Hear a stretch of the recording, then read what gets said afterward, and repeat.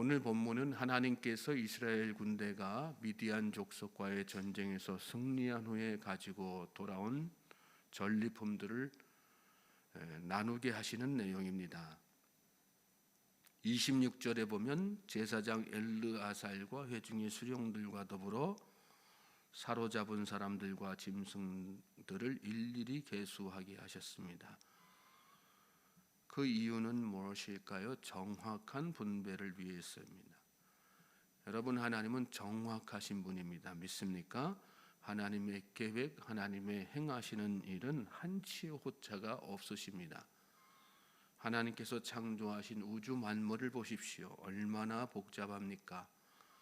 하나님께서 정확하지 않으신 분이라면 그 복잡한 우주가 한치의 오차 없이 돌아갈 수 없습니다. 우리에게 허락하신 한 해를 생각해 보십시오. 엊그제 겨울인가 싶더니 벌써 봄입니다. 아침 해가 떠오르면 오차 없이 밤이 또 찾아옵니다. 해가 바뀐다고 해서 달라지지 않습니다. 수십 년, 수백 년, 수천 년이 지나도 항상 정확합니다. 하나님께서 우리에게 주시는 행하시는 일도 마찬가지입니다. 하나님께서 저와 여러분에게 행하시는 일은 한치의 오차가 없습니다. 하나님은 우리를 태중에서부터 택하셨죠. 그리고 우리 인생의 모든 계획을 가지고 계십니다. 그리고 가지고 계신 그 계획을 한치의 오차 없이 정확히 이루시는 분이 하나님이십니다. 그러므로 하나님의 뜻에 따라서 사는 사람은 그 하나님의 계획하신 일이 그 삶 가운데서 한치의 오차 없이 이루어지게 되어 있는 것입니다. 우리 삶에 왜 자꾸 오차가 생깁니까?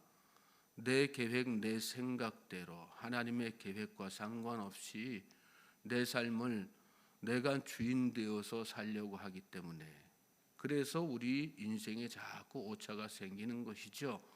우리의 삶을 하나님 앞에 전적으로 맡기고 하나님께서 이끄시는 대로 살면 하나님은 한치의 오차 없이 빈틈없는 하나님의 계획대로 우리의 인생을 이끌어 가시는 것입니다. 저는 저와 여러분이 우리 인생의 모든 주도권을 하나님 앞에 내어드릴 수 있는 믿음의 사람들 될 수 있길 주님의 이름으로 소망하고 축복합니다.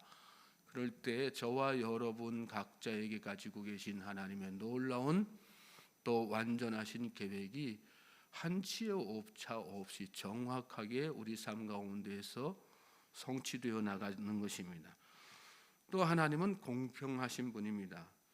전리품을 일일이 계수하게 하신 하나님은 이제 계수된 전리품을 이스라엘 백성들로 하여금 이렇게 분배하도록 하시죠. 27절, 28절 민수기 31장 27절, 28절 말씀 여러분 보십시오. 거기 보시면 그 얻은 물건을 반분하여 그 절반은 전쟁에 나갔던 군인들에게 주고 절반은 회중에게 주고 전쟁에 나갔던 군인들은 사람이나 소나 낙이나 양떼의 500분의 1을 여호와께 드릴지니라.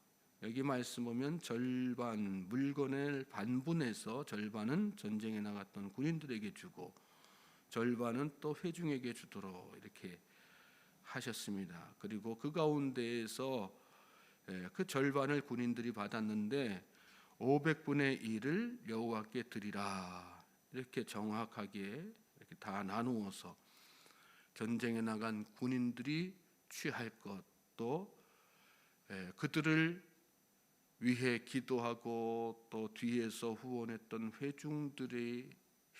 회중들에게 주실 것, 또 하나님께서 취하실 것, 이렇게 정확하게 공평하게 다 이렇게 나누도록 하신 것이죠. 하나님은 공평하신 분입니다.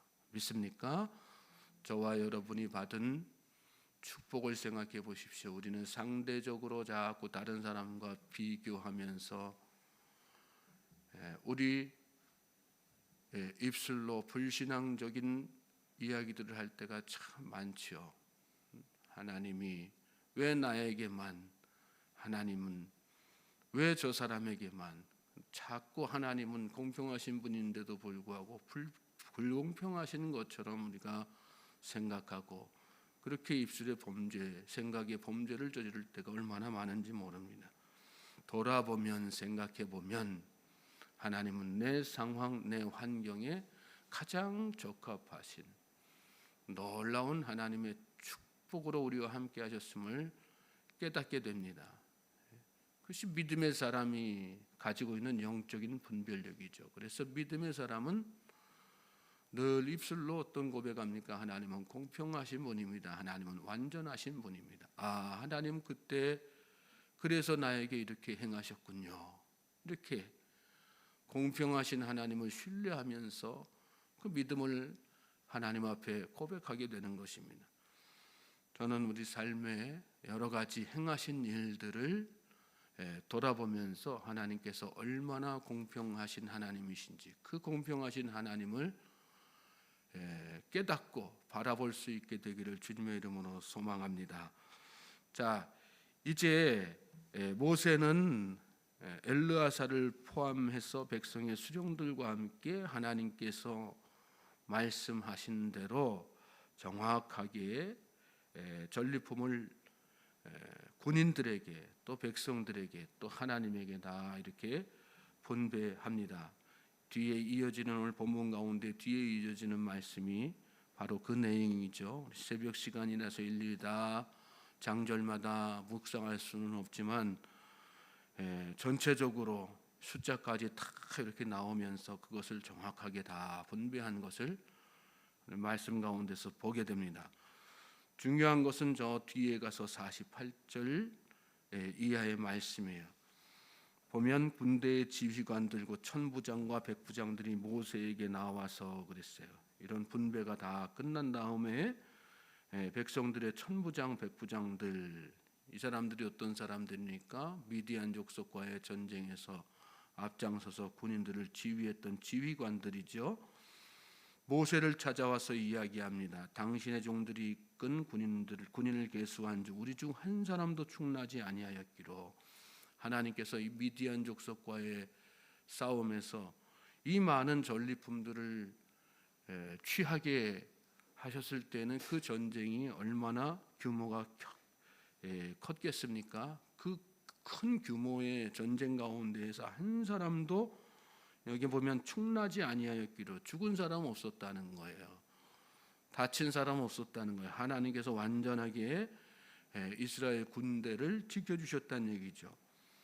그래서 이 사람들이 어떻게 합니까? 50절에 보면 우리 각 사람이 받은 바 금패물 곧 발목고리, 손목고리, 인장반지, 귀고리, 목고리들을 여호와께 헌금으로 우리의 생명을 위하여 여호와 앞에 속죄하려고 가져왔나이다. 이렇게 말씀드려요. 무슨 얘기입니까? 하나님께서 분배해 주신 전리품 가운데에서 특별히 또 그 전리품 가운데에는 하나님께 드릴 것이 따로 이렇게 구분되어 있었지만 그럼에도 불구하고 그 가운데서 자기들이 받은 것 중에서 따로 하나님께 드릴 것, 감사의 마음을 담아 가지고 하나님 이 전쟁 가운데서 우리 한 사람도 충나지 않도록 해주신 것, 또 우리를 그렇게 다 지켜주신 것 감사합니다. 그 마음 가지고 감사의 예물을 드렸다는 그런 얘기입니다. 그렇습니다. 하나님의 은혜를 깨닫는 사람은 감사할 줄 아는 사람이죠. 저는 저와 여러분이 하나님의 은혜에 늘 감사하며 사실 수 있게 되길 바랍니다.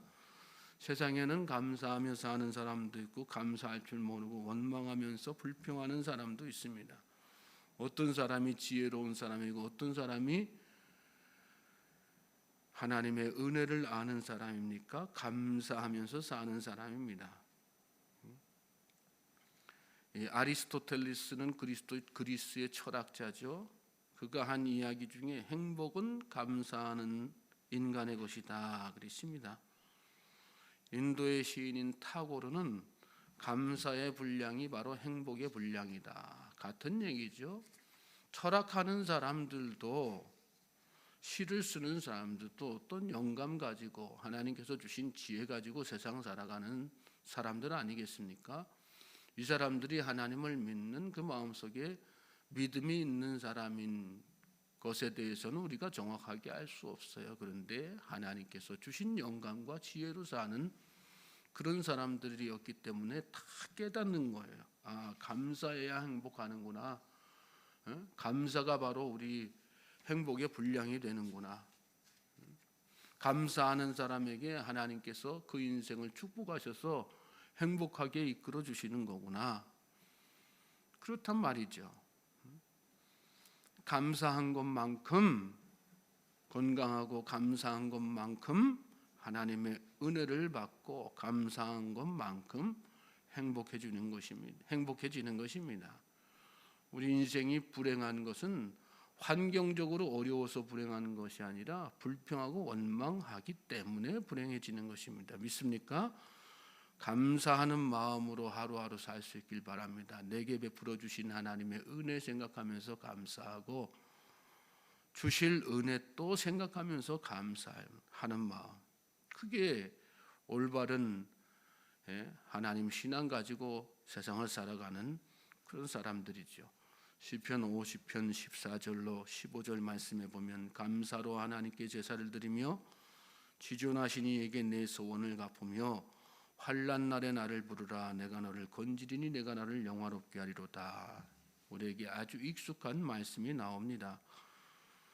감사하는 사람은 어떻게 한다는 얘기가 하나님께 늘 제사하는 사람, 예배하는 사람이란 얘기입니다. 또 감사하는 사람 어떤 사람이에요? 입술로만 그렇게 하는 것이 아니라 하나님 앞에 약속드린 소원 다 갚아나가는 믿음의 어떤 행동들을 구체적으로 보이는 사람이라. 그럴 때 하나님께서 어떻게 하신답니까? 환난 날에 부르면 건져주신다. 또 그 인생을 축복하셔서 하나님을 영화롭게 하는 인생으로 이끌어 가신다. 그렇게 약속하신 것입니다. 오늘 저와 여러분의 인생이 그런 인생이 될 수 있길 주님으로 소망하고 축복합니다. 감사란 뭡니까? 하나님을 찬송하는 거예요. 여러분의 입술에서 하루하루 살면서 찬송이 떠나지 않길 바랍니다. 하나님께 받은 은혜에 보답하는 마음으로 예배하는 것, 그것이 감사죠.